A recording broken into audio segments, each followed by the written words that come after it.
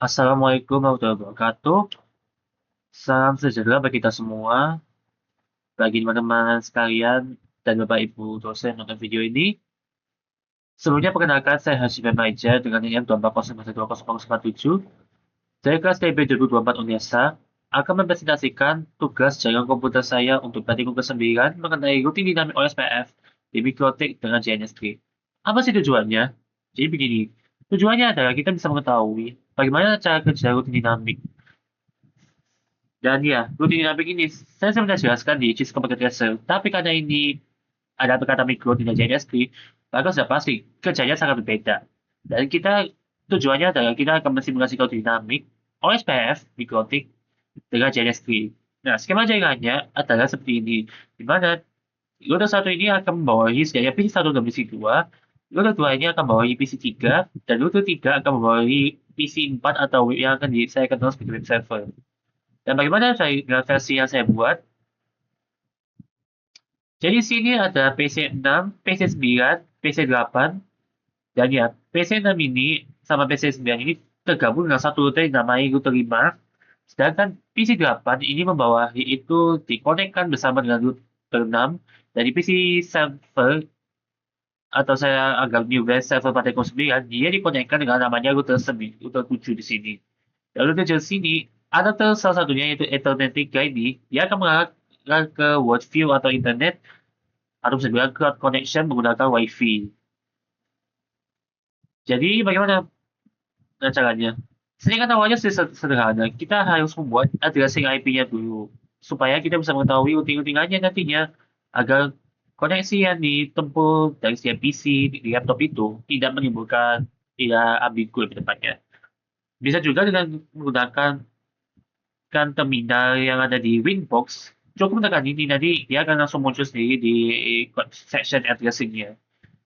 Untuk dua juga demikian segini, dan juga untuk tiga, IP address, dan ditambahkan setidaknya alamat IP seperti demikian jika kita menggunakan komen terminal.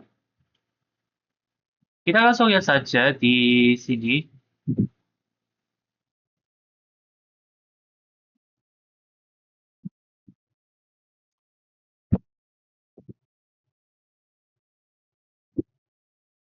Di sini untuk alamat IP-nya PC8, saya bisa bilang adalah alamatnya yang di bawah router 6 tadi sendiri. Jadi itu PC6 atau bisa dibilang PC1, yang nanti langsung ke router 1.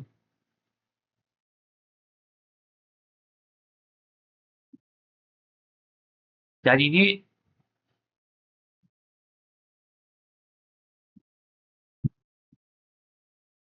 kayaknya saya lupa Anda.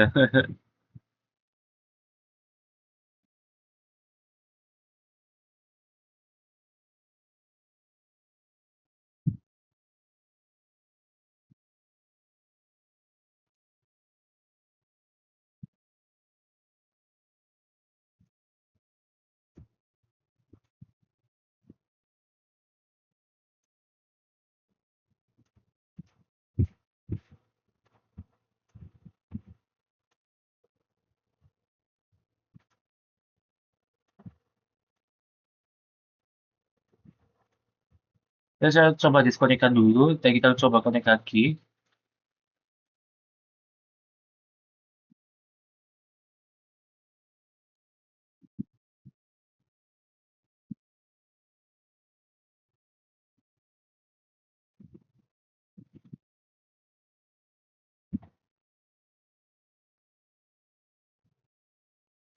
Dan ya, seperti ini untuk server-servernya.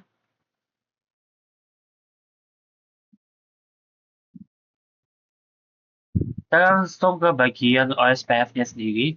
Nah, di OSPF ini berguna supaya kita bisa melakukan dynamic routing untuk bisa connect ke internet. Tentu saja kita harus menggunakan backbone ya, karena itu sebenarnya sifatnya sangat sederhana. Kita bisa menggunakan menu routing di OSPF di Winbox, atau secara sederhana kita bisa tambahkan langsung di terminal, new terminalnya mikrotik. Dengan seperti ini untuk udah satu, ini untuk udah dua, dan ini untuk tiga. Apakah hasilnya kita sama seperti yang saya buat?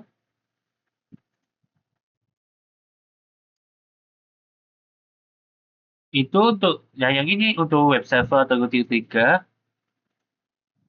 Ini untuk router pertama,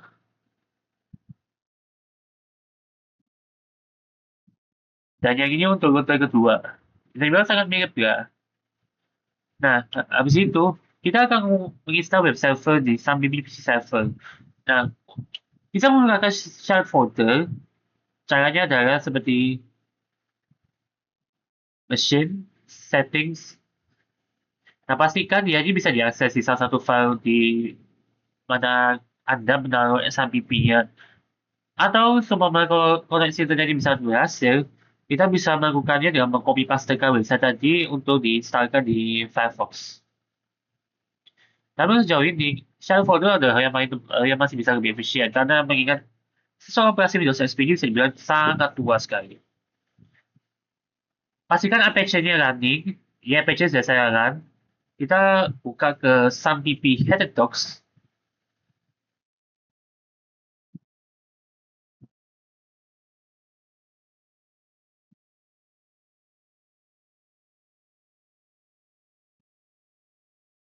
Nah, bisa dibilang kita harus ngeditnya seperti di sini dan juga di file selanjutnya. Index PHP dihapus.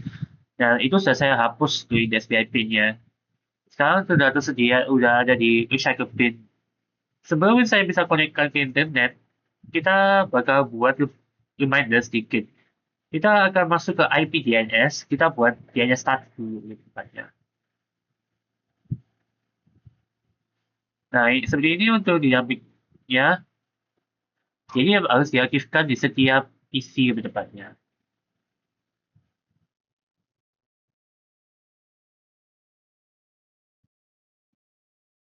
Oh ya, saya sarankan juga, kalau selama itu dibuat di ETH3, itu nanti kita harus tahu tipe koneksinya. Dan jangan sampai salah menaruhnya, karena kalau kita sampai koneksinya, mereka DHCP-nya bakal terus searching dan itu akan menyebabkan nggak bisa koneksi satu sama lain.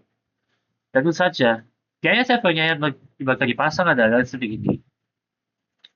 Ini untuk router 3 di PC server. Ini untuk router pertama. Ya, ini menggunakan DHCP server yang ada saya tahu di router ke-7.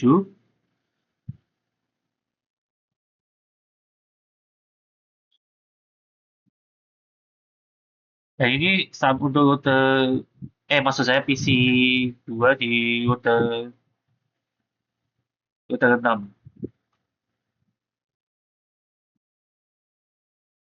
Tidak jangan lupa juga mengecek bagian sini juga di PC sendirian atau PC 2 di bawah router 5 juga.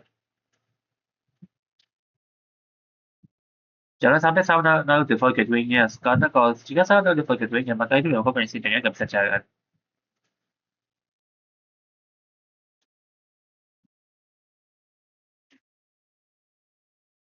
Nah, file-filenya adalah kita akan menyeting interface internet set sebelum cek no number 01234.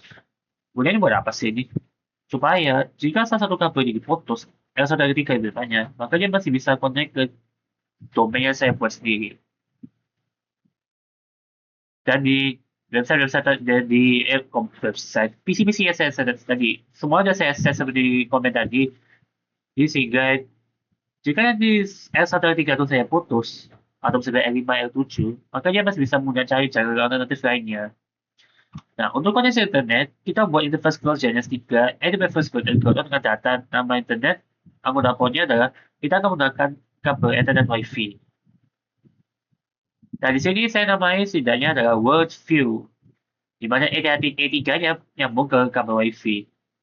Sesuai instruksi juga adalah ubah network internet interface ETH3 pada R3 menjadi bridge adapter. Nah, untuk itu berarti yang bakal juga berarti adapter 4-nya sendiri. Karena kita harus akui ya, adapter di virtual box sama adapternya jadi sendiri memang agak sedikit ambigu. Jadi ETH0 untuk mulai dari adapter 1, jadi berarti asumsinya ETH3 itu pasti dimulai dari adapter 4. Di ETH di ETH4 micro itu sendiri, kita akan pasang DHCP client dengan juga pemasangan firewall NAT melalui Ether 4, IP firewall, alternatif SSH NAT on interface Ether 4 dengan Action Mask Client.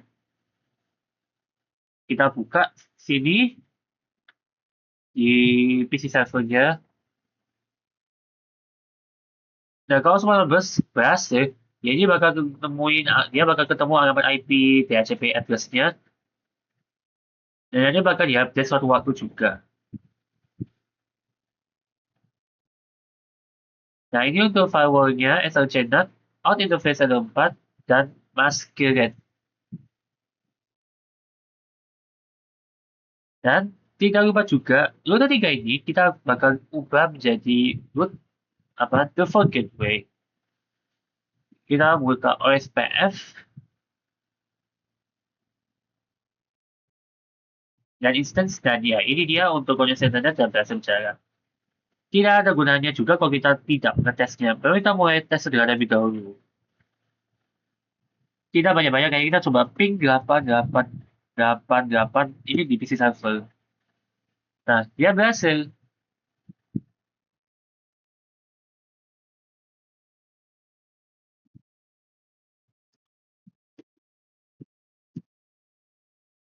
Oke, dia berhasil saya coba lacak sini, berhasil dia ke sambungan internet.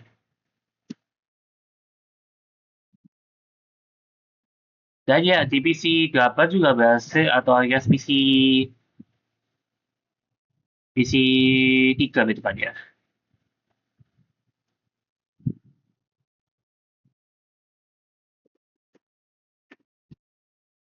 Nah, berhasil juga di sini. Oke, itu berarti kita bakal mencoba tes. Apakah dia ini tokonya semuanya terkoneksi di internet?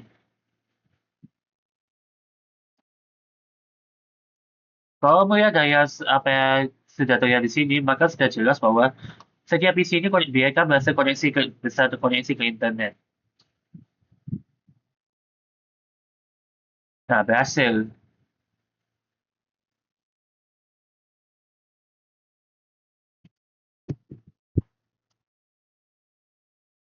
Berhasil juga dan dia bisa terkoneksi ke internet sini. Kuncinya adalah supaya default gateway, supaya mereka ini bisa jalan, jangan sampai taruh default gateway-nya di posisi yang salah. Karena itu akan berakibat salah koneksi. Yang akan menyebabkan PC-nya tidak bisa masuk ke internet. Kita coba di PC yang berikutnya ini.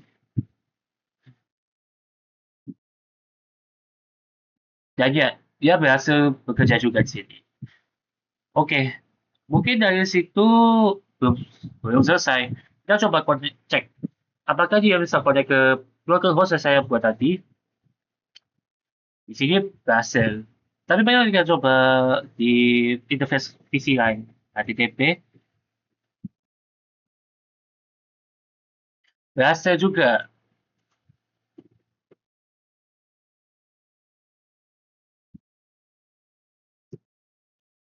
Dan ya, dia berhasil di PC 6 atau PC 1, dia ini berhasil. Kita ulangi lagi di sini.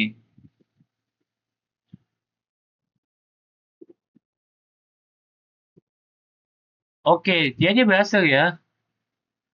Dan ya, mungkin cukup di situ. Oh, enggak. Kita belum selesai sampai akhir. Di sini kita tadi sempat saya mention bahwa ada skenario failover di mana L1, L3 atau di sini L5, L7 ini diputus. Apakah dia masih bisa connect ke localhost yang saya buat? Oleh karena itu, demi keamanan, kita akan susah lebih dahulu sebelum kita putus jaringannya. Ini kabel yang bakal diputus, dan setelah diputus, kita jalankan lagi. Resume all device. Kita cek ini, apakah mereka masih bisa jalan? Kita reload coba. Atau sebagai pembuktian, kita cek ping 888. Dia masih bisa jalan nggak? Secara teknis sih tadi dia masih jalan. Tapi kita coba ping localhost. Masih bisa.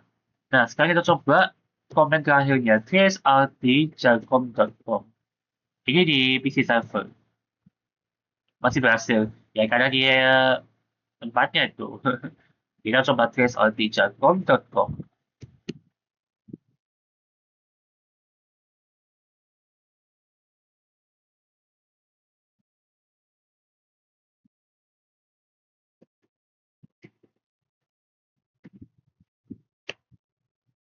Nah, Dia masih berhasil. Dia nyata, walaupun ternyata dia diputus, dia mencari jalur lain. Sehingga dia masih bisa masuk ke koneksi lokal hostnya Jakom.com. Kita coba juga di sini. Kita coba reload page ini, ternyata dia masih bisa bertahan.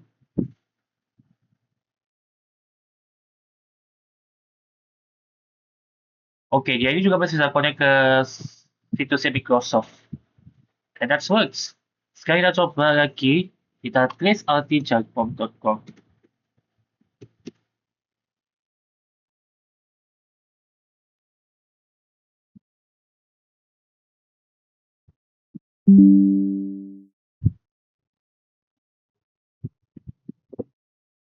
Oke, dia berhasil connect juga, walaupun padahal kami putus.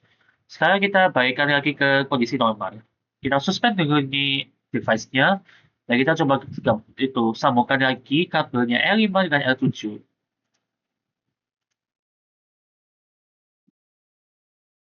Kita resum lagi.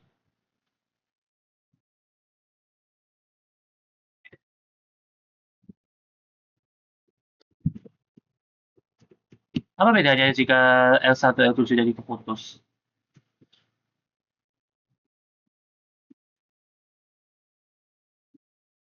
Mereka masih bisa terkonek juga ya.